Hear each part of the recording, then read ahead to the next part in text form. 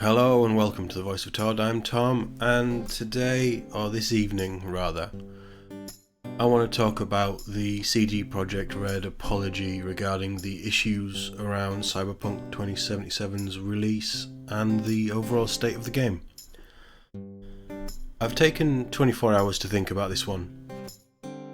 This is a game that I was very much looking forward to, and I played the game over Christmas. I actually have a review prepared. I haven't got around to recording it yet, but I was holding off really for something like this statement, and to know what the actual plan for Cyberpunk moving forward was. Firstly, my review will be out hopefully by the end of the next week. This is sort of the final piece that I was wanting to run over in my mind and get that recorded, so that will be coming soon. Look out for that. But I feel like before we get into this, I should talk about my overall experience with the game. I played it on an Xbox Series X. I had 2 crashes, a handful of minor bugs. I had a pretty good experience with it. I think I got an idea of what CDPR wanted to do with the game. I had a lot of fun. I really enjoyed my time. I do want to play it again. Honestly, this statement has made me rethink that idea for now.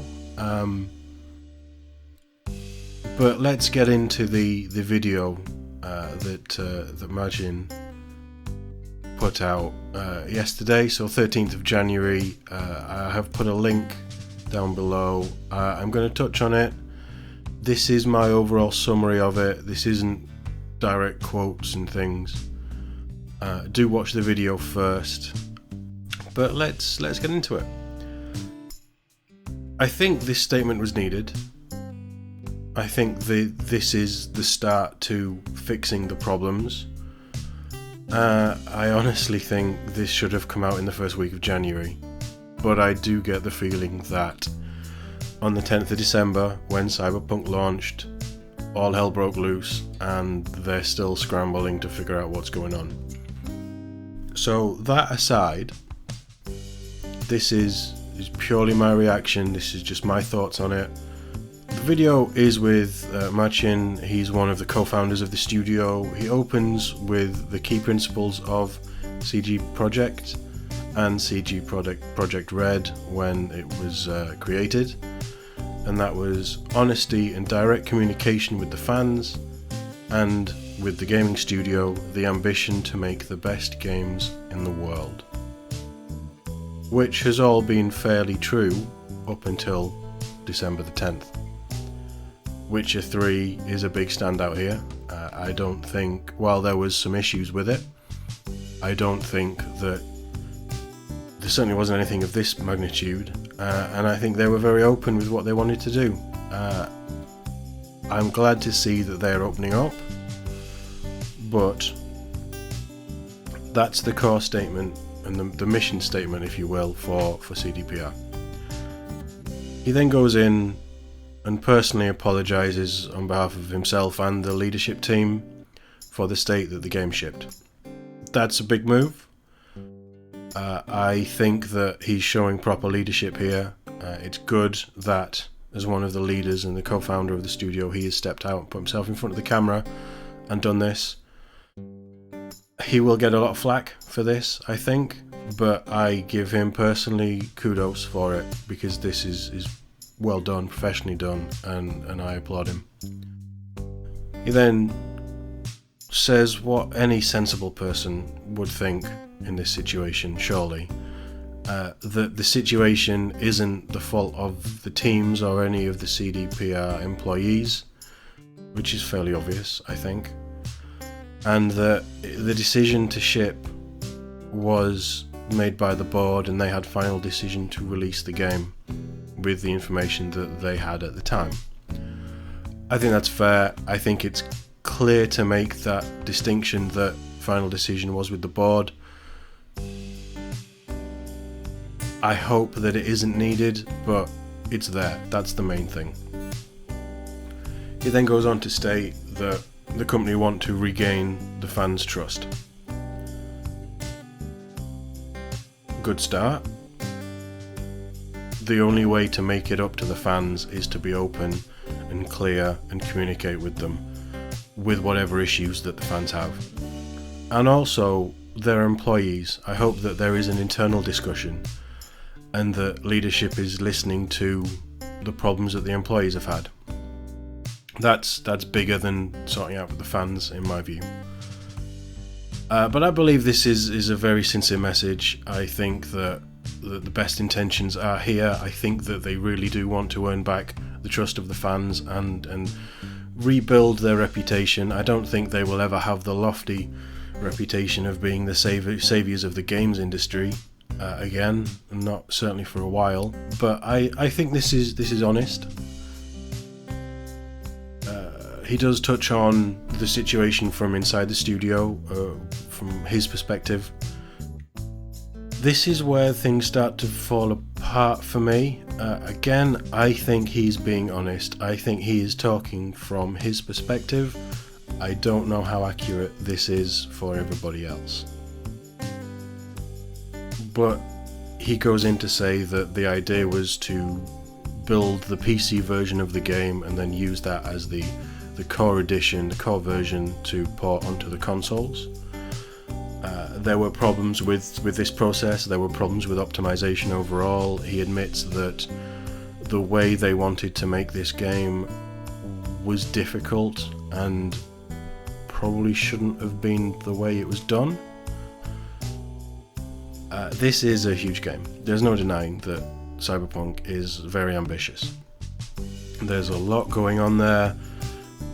For me, the play is quite seamless. There isn't many loading screens. There are some, of course, but it is quite a big open world. I can't talk for everyone's experience, and I have no knowledge of building a game, but I can see this being quite a huge task. So I'm willing to take him on that point and accept it, because I don't know anything about game development. He then goes in to talk about testing, and that their testing didn't show up a big part of the issues that the console players experienced. Now, there's been issues with every version of this game, as is expected. Minor bugs and things in a game like this, you're going to get them regardless of whenever it releases.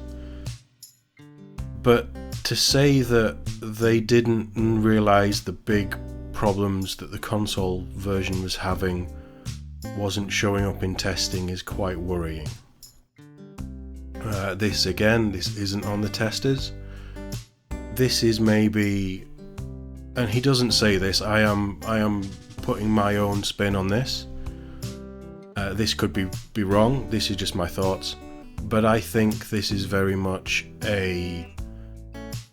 we didn't realise it was this bad, or we didn't pay enough attention to what we were being told at leadership level.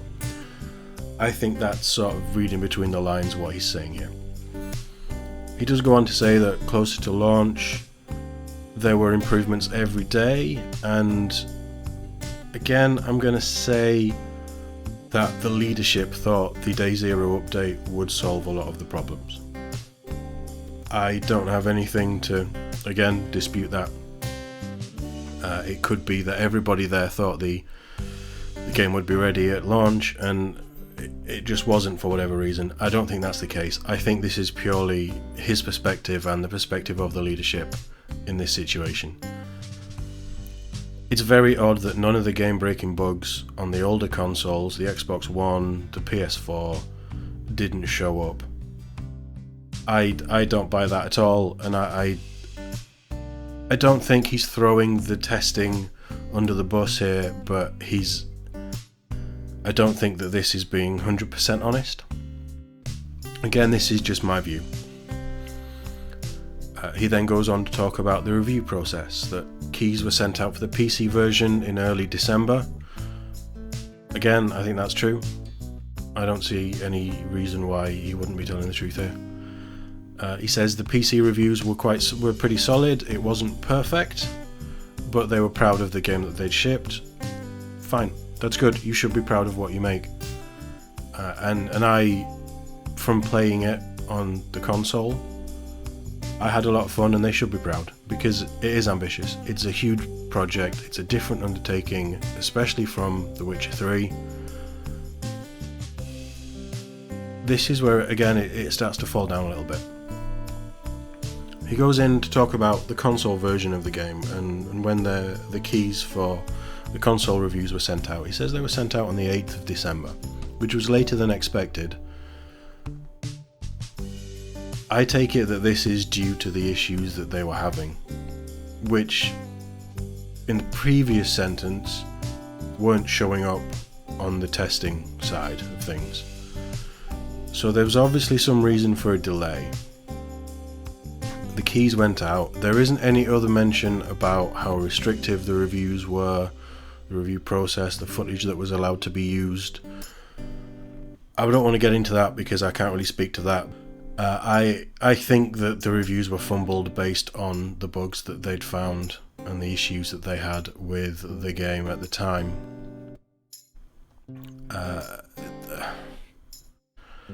Again, I'm just speculating.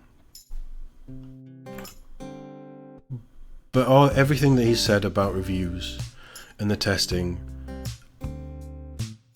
while I appreciate he's being as honest as he probably can be, it doesn't excuse the situation. I think now we get into the core of the issue here. Marcin goes on to explain that, and he doesn't put a time on it, but I think we can figure out that in the final months of development the teams were working from home, and a lot of this is almost a direct quote, a lot of the dynamics they normally take for granted got lost over video calls or email. That's working from home in 2020. We know that 2020 was a garbage year. I think the biggest reason that this game was such a mess is because of this change, this shift to working from home, and the amount of setup that it would have taken to take a pre-built studio and the working practices and then spread it out across however many employees they have. And this isn't just a problem that CDPR had. Halo Infinite was delayed for the same reason. There has been numerous other delays before, since we recently had the announcement of the Harry Potter game being delayed until 2022 now. So this is a real problem with the industry, and the biggest issue here, I think, is the leadership not realizing how big of an issue it was and not delaying the game further. But that's just me speculating. He doesn't go into much detail there, but he does say that that was a factor in the issues. Fair enough. He doesn't need to get into working practices on a statement like this. That's fine. I accept what he said, and it's something that I touch on in the review that I've written anyway. But moving on. This is more now about the future of Cyberpunk moving forward. They have already released 3 hotfixes, 2 of them came within the first 2 weeks of launch. I can't fault them for that. The team is working damned hard to get this game in a position that they want it to be in. I can't fault them. There is a bigger patch, or a series of bigger patches coming. He says there will be bigger and smaller patches on a regular basis, the first one dropping within 10 days of the video. By the date, that puts it before the 23rd of Jan, and an even bigger patch coming in the following weeks. I will put that mid to late February, so hopefully by the end of February this game will be in a much better state for everybody. He then goes on to say, beyond this there will be future improvements and updates. Again, that's like any modern game. They still have big plans for the game moving forward, and they obviously want to support it. I'm going to put a roadmap up now. This came out with the statement. As you can see on the roadmap, there's no hard dates here. All of this can change. I would like to think that this will be all still done within 2021. But the focus is to make the game run properly before doing anything else and adding any of the DLCs that were promised. The DLCs were originally planned to come out much closer to launch, but I think it's the right move to delay them to get the game working properly. There will be more information on the DLCs that they're planning to do for the game in the coming months. The next gen upgrade has been pushed too. This is the bit that pisses me off personally. I understand that it needs to be delayed because everything else is being delayed. I bought this game knowing there would be a delay on the next gen upgrade. It was due, I think, around March time originally.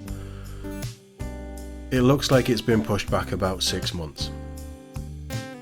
So we're looking at somewhere in Q3, Q4 2021. This isn't confirmed, and the wording was you can expect the next gen upgrade to arrive in 2021. So again, they're not sticking to any dates here. But this whole roadmap, it really does confirm what I felt about the game while I was playing it over Christmas. It needed another 6 months minimum.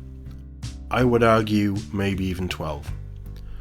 Judging by the delay on the next gen upgrade, because we didn't have any information on the DLCs pre-launch, I would say that 6-9 months is about right. I'm just putting 2 and 2 together, but this game certainly wasn't ready because of the working from home issues and any other issues that may or may not have been confirmed. My personal opinion with the game is that it should have been held back until late 2021. It should have been done purely for next gen consoles and the new PC graphics cards. That is quite a big statement, I know, and it would have meant a lot of people wouldn't have been able to play the game. But I feel that's where they should have positioned themselves, especially with the changes that had to be made in 2020. Marcin goes on to end the statement. And I think, again, I think this whole thing, he's being honest from his perspective. They want the game to be where it should have been at launch, and they want to make improvements beyond that. They also still hold the core principles of the company dear. Those principles, again, were honesty and direct communication with fans, and the ambition to make the best games in the world.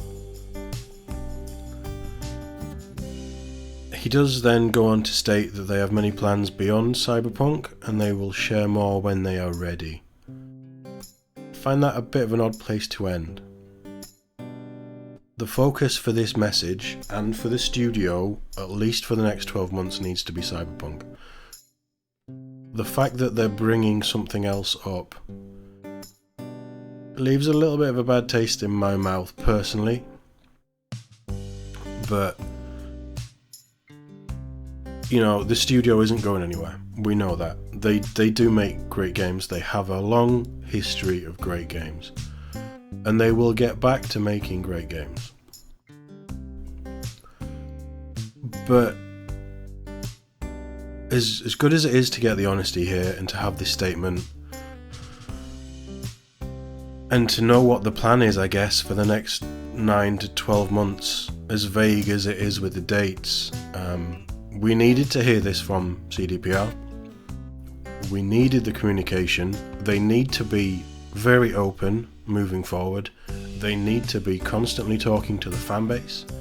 They need to be constantly talking about what they're doing. That's key for any organisation. But I think it's clear that communication is a big part of the problem here as well. I do hope that they get this game fixed and they make it right, and in 12 months we're not thinking about the botched launch, we're thinking about how good the game is. The team deserves the game to be as good as they worked, as good as it can be because of the hard work they've put in. The fans deserve to get the game that they were waiting for, no game would ever live up to the hype that was Cyberpunk. But I personally still have faith in CDPR, for better or worse. But fool me once, shame on me. Fool me twice, you know the rest. What do you think? Do you think that CDPR's intentions are as good and as honest as they seem to be, and that I've taken them as? Let me know in the comments, and subscribe to the channel for more, for much more gaming news, more Cyberpunk videos, that review that's coming out soon, and anything else I want to talk about. But thank you very much for watching. I'll see you again next time.